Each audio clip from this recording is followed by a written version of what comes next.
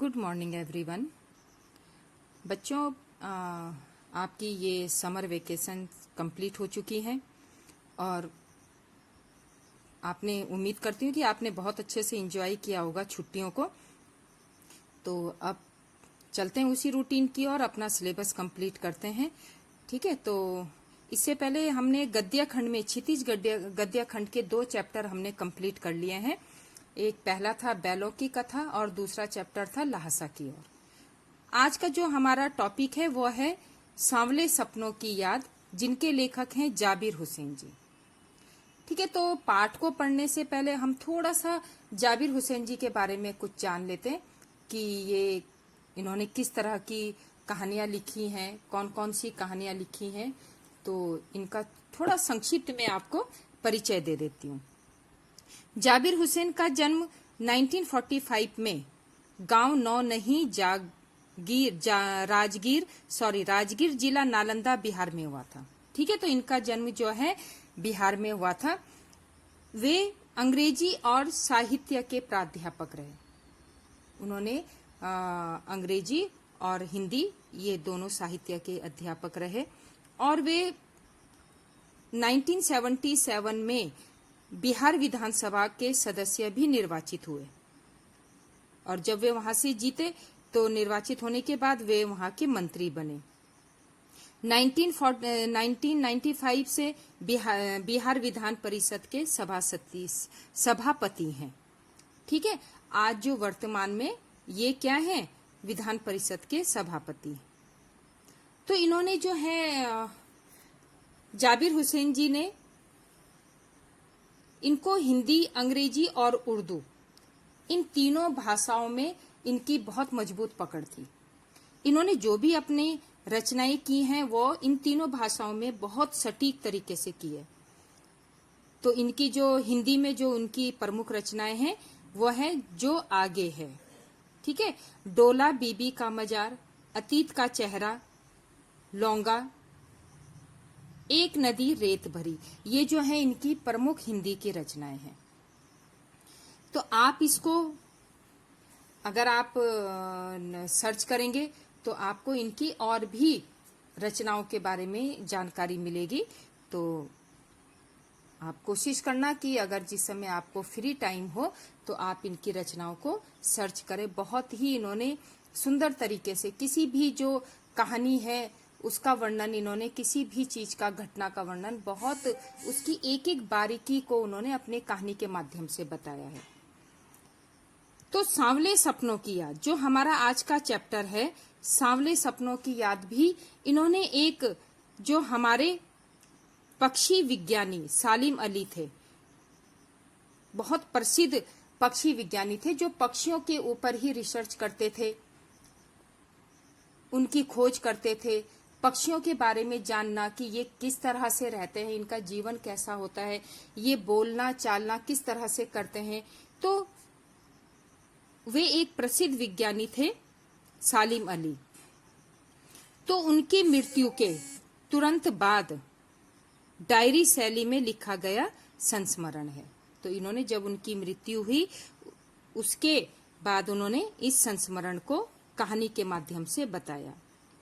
सालिम अली की मृत्यु से उत्पन्न दुख और अवसाद को लेखक ने सांवले सपनों की याद के रूप में व्यक्त किया। सालिम अली से जाबिर हुसैन जी का जो है कनेक्शन, मतलब उनका मेल मिलाप बहुत अधिक था। जब उनकी मृत्यु हुई तो लेखक को इससे बहुत दुख हुआ। तो उन्होंने उनके दुख को सांवले सपनों की याद के रूप में इस कहानी के माध्यम से बताया है। ठीक है, यहाँ पर उन्होंने सालिम अली को याद करते हुए उनका व्यक्ति चित्र प्रस्तुत किया है कि उनका व्यक्तित्व कैसा था, किस तरह के वो व्यक्ति थे, किस तरह के वो कार्य करते थे, किस तरह की उनकी भावनाएं थी। इन सब चीजों को उन्होंने यहाँ पर प्रस्तुत किया है। और उनकी उन्होंने जो भाषा, जिस भाषा के माध्यम से हिंदी के जो शब्द हैं, इतने भावुक रूप से उन्होंने यहाँ पर उनका प्रयोग किया है कि उनकी जो शैली है वो दिल को छू जाती है। दिल को छू जाना कि किसी भी कहानी को पढ़कर हम उसे साक्षात ऐसे समझे कि जैसे ये घटना हमारे ही सामने हो रही है। तो इस तरह से भाषा शैली में उनकी बहुत अच्छी पकड़ थी और वे बहुत ही सटीक शब्दों का प्रयोग करते थे। तो चलिए अब देखते हैं कि सालिम अली के माध्यम से सांवले सपनों की याद में जाबिर हुसैन जी क्या क्या हमें बता रहे हैं। सालिम अली जी, जाबिर हुसैन जी पाठ को जैसे कहानी को स्टार्ट करते हैं तो सबसे पहले वो उनके अंतिम समय की जो यात्रा है उसका वर्णन कर रहे हैं और किस खूबसूरती से, कितने सुंदर तरीके से उन्होंने उसका वर्णन किया है। वे कह रहे हैं कि खूबसूरत परिंदों के खूबसूरत पंखों पर सवार सांवले सपनों का हुजूम मौत की खामोश वादियों की तरफ अग्रसर है। अर्थात जो पक्षियों के पीछे जिसने अपना पूरा जीवन गुजार दिया, आज वो क्या है, सांवले सपनों की ओर जा रहा है। उसे कोई रोक नहीं सकता, टोक नहीं सकता, क्योंकि जब इंसान की मृत्यु हो जाती है तो जाने वाले को कोई नहीं रोकता है। सिर्फ सबके आंखों में आंसू होते हैं, दुख होता है। और आज वही चीज सालिम अली जी के प्रति लोगों की भावना है कि आज उनकी मृत्यु हो गई है। हुजूम आगे आगे चल रहा है, भीड़ आगे चल रही है।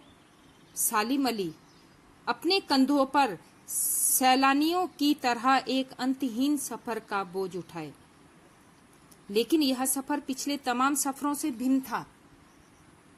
आज भी सालिम अली क्या है, भीड़ में चल रहे हैं। इससे पहले भी जब हम लोग अपना जीवन जीते हैं तो भीड़ में ही रहते हैं, आगे चले जा रहे हैं। लेकिन जब मृत्यु के समय का सफर होता है वह बिल्कुल अलग होता है। भीड़ भाड़ की जिंदगी और तनाव के माहौल से सालिम अली का यह आखिरी पलायन था। ठीक है, अब वो एक बार जो घर से निकले तो ये उनका आखिरी पलायन है। अब वे कभी वापस नहीं आएंगे। वे इस वन में, प्रकृति में विलीन हो गए। जिस प्रकृति में उन्होंने अपना पूरा जीवन बिताया, पशु पक्षियों के बीच में वे रहना चाहते थे, तो आज वे वहीं पर विलुप्त हो गए। जो जिंदगी का आखिरी गीत गाने के बाद मौत की गोद में बसा हो, कोई उसके जिस्म की हरारत और दिल की धड़कन देकर भी उसे लौटाना चाहे, तो वह पक्षी अपने सपनों के गीत दोबारा कैसे गा सकेगा। अब यहाँ पे पक्षी किसे कहा है, सालिम अली को कहा है कि अगर कोई चाहे कि भाई ये सालिम अली रूपी पक्षी फिर से हमारे बीच में आ जाए, लेकिन ये चीज संभव नहीं होती, क्योंकि जब इंसान के शरीर से उसकी आत्मा एक बार निकल जाती है तो चाहे कोई कितनी लाख कोशिश करे वो दोबारा उसको जीवित नहीं कर सकता। तो यही लेखक कह रहा है कि अगर काश मेरे पास ऐसी कोई ताकत होती कि मैं सालिम अली को पुनर्जीवित करने की ताकत रखता, तो शायद आज मेरी आंखों में इतने आंसू ना होते, दिल इतना दुखी नहीं होता। अब यहाँ पे लेखक कह रहे हैं कि कौन सोए हुए पक्षी को जगाना चाहेगा। वर्षों पूर्व खुद सालिम अली ने कहा था कि पक्षियों को आदमी की नजर से, लोग पक्षियों को आदमियों की नजर से देखना चाहते हैं। ठीक है, यह उनकी भूल है। ठीक उसी तरह जैसे जंगलों और पहाड़ों, झरनों और आबशारों को वो प्रकृति की नजर से नहीं, आदमी की नजर से देखने को उत्सुक रहते हैं। ठीक है, आबशार, ये देखो आबशार भी झरने ही होते हैं।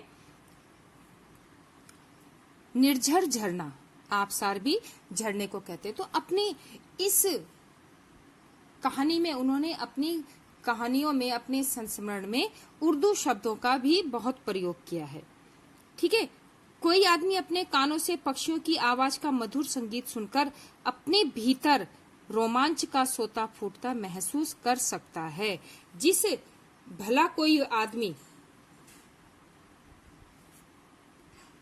अब वे यहाँ पर कह रहे हैं कि जिस तरह से सालिम अली पक्षियों की आवाज को समझ लेते थे, उनकी भावनाओं को समझ लेते थे, तो क्या किसी व्यक्ति पे इतनी शक्ति होती है कि वो इस तरह से उनके मधुर संगीत को सुन सके, जैसा संगीत सालिम अली सुनते थे। तो इस तरह की काफी चीजें इनके माध्यम से लेखक बताना चाहता है कि उन्हें प्रकृति से, पशु पक्षियों से कितना प्रेम था। उनका पूरा जीवन जंगल में, वन में, पशु पक्षियों के पीछे भागते हुए, उनके साथ बिताते हुए ही उनका पूरा जीवन निकल गया। अब उनके ऊपर कई तरह के कटाक्ष भी लोग करते थे कि भाई क्या है ये, पूरा अपना समय सारा ये क्या है जंगलों में पशुओं की रिसर्च में निकालते हैं।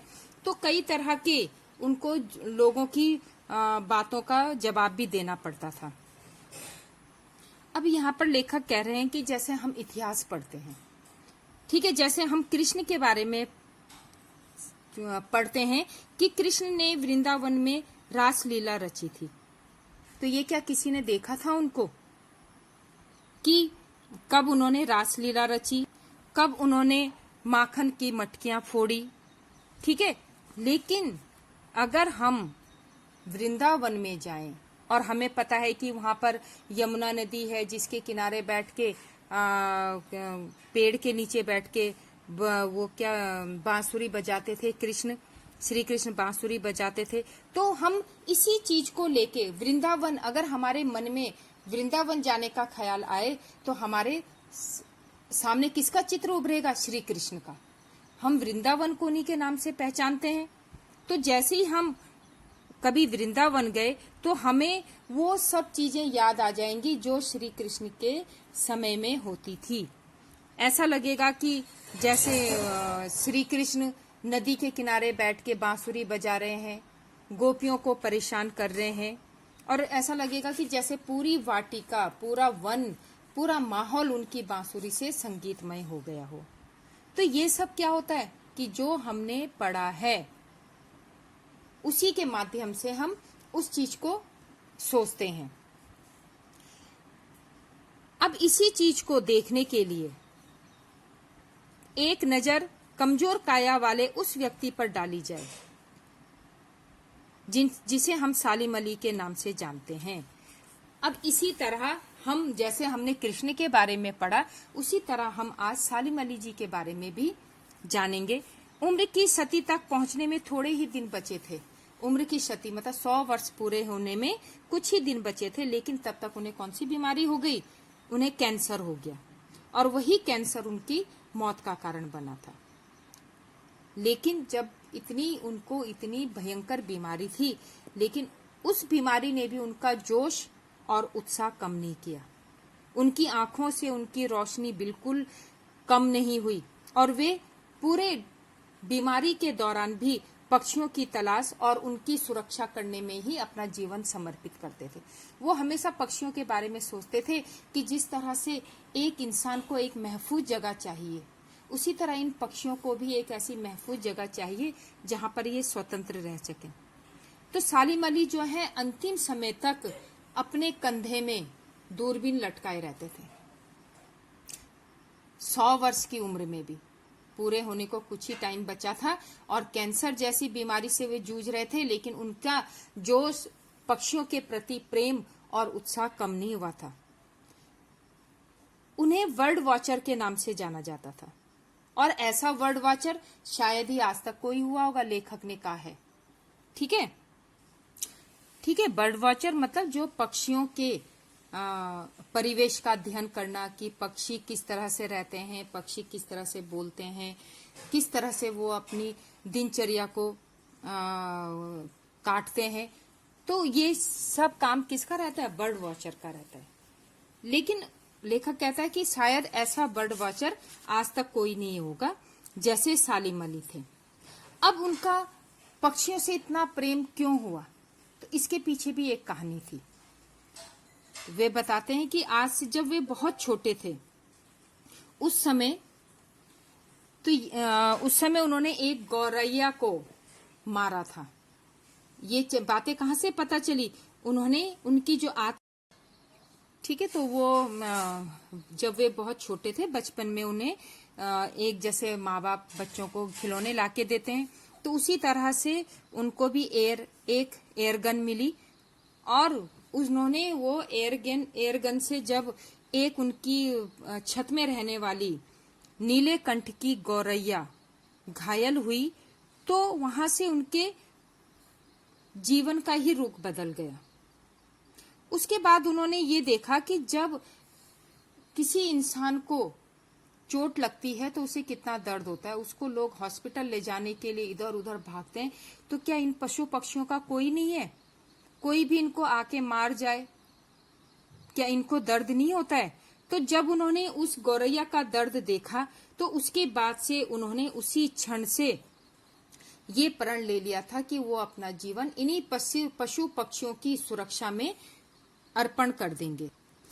अब इसका एक एग्जाम्पल देखिए, इसका उदाहरण हमें यहाँ पर भी मिलता है कि एक बार उन्होंने, जब हमारे देश के प्रधानमंत्री चौधरी चरण जी थे, तब वे उनसे मिलने गए। और क्यों मिलने गए? उन्होंने कहा कि केरल में जो एक साइलेंट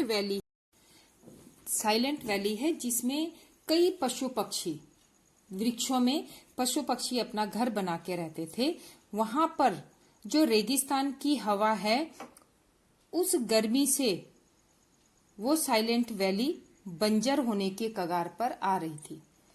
ठीक है, अगर जो वहां पर गर्मी से सारे पेड़ पौधे सूख जाते हैं तो वे किस तरह से, कहाँ अपना घरौंदा बनाएंगे, कहाँ पशु पक्षी सुख से अपना जीवन बिताएंगे? तो इसी चिंता को लेकर वे किसके पास गए? इस समस्या का हल निकालने के लिए चौधरी चरण सिंह जी के, हमारे जो पूर्व प्रधानमंत्री थे, उनके पास गए। अब चौधरी चरण सिंह जी जो हैं वो भी गांव में रहते थे, गांव की मिट्टी से जुड़े हुए थे, तो वे उनकी समस्या को अच्छी तरह समझते थे। तो सालिम अली ने इतने अच्छे ढंग से उनको बताया कि वे क्या हो गए, भावुक हो गए। चौधरी चरण सिंह जी भावुक हो गए उनकी बातें सुनकर कि सही बात है, जब हम इंसानों की चिंता कर सकते हैं तो इन पशु पक्षियों की चिंता क्यों नहीं कर सकते। अब लेखक कह रहा है कि ना तो आज चौधरी चरण सिंह है और ना आज सालिम अली है, तो आज इन पक्षियों की चिंता कौन करेगा? कौन इनको बचाएगा? कौन इनका पीछा करेगा, इनके सुख दुख को समझेगा? ठीक है, तो ये क्वेश्चन पूछ रहा है लेखक कि कौन हिमालय और लद्दाख की बर्फीली जमीनों पर जीने वाले पक्षियों की वकालत करेगा। अगर हम सारे पेड़ पौधे काट देंगे, पर्यावरण को नुकसान पहुंचाएंगे, तो इसका सबसे ज्यादा प्रभाव मनुष्य के ऊपर तो पड़ता ही है, लेकिन उससे अधिक प्रभाव पशु पक्षियों पर पड़ता है। अब यहाँ पर सालिम अली की एक आत्मकथा थी जो उन्होंने लिखी थी, जिसका नाम था फॉल ऑफ अ स्पैरो, अर्थात गौरैया गिर गई। तो इस फॉल ऑफ स्पैरो के नाम से उन्होंने एक आत्मकथा लिखी है, जिसमें उन्होंने D.H. लॉरेंस का वर्णन किया है। D.H. लॉरेंस भी जो है सालिम अली की तरह ही एक पक्षी प्रेमी थे, बर्ड वॉचर थे। अब जब उनकी मृत्यु हुई तो लोगों ने उनसे कहा, अनुरोध किया कि भाई आप अपने पति के बारे में कुछ लिखो। तो जब उनसे ऐसा कहा गया तो उन्होंने कहा कि मैं अपने पति के बारे में बहुत सारी बातें लिख सकती थी, लेकिन मेरे लिए इनके बारे में कुछ लिखना असंभव सा है, क्योंकि मुझे लगता है कि वे मुझसे ज्यादा समय मेरी छत पर बैठी गौरैया के साथ बिताते थे। अगर कोई मुझसे पूछना चाहे D.H. लॉरेंस के बारे में, तो शायद मुझसे अधिक जो मेरे छत में गौरैया बैठती है वो उनके बारे में ज्यादा जानती है। तो यहाँ पर देखिए लेखक ने एक दूसरे बर्ड वॉचर का वर्णन यहाँ पे किया है, पक्षी प्रेमी D.H. लॉरेंस के बारे में।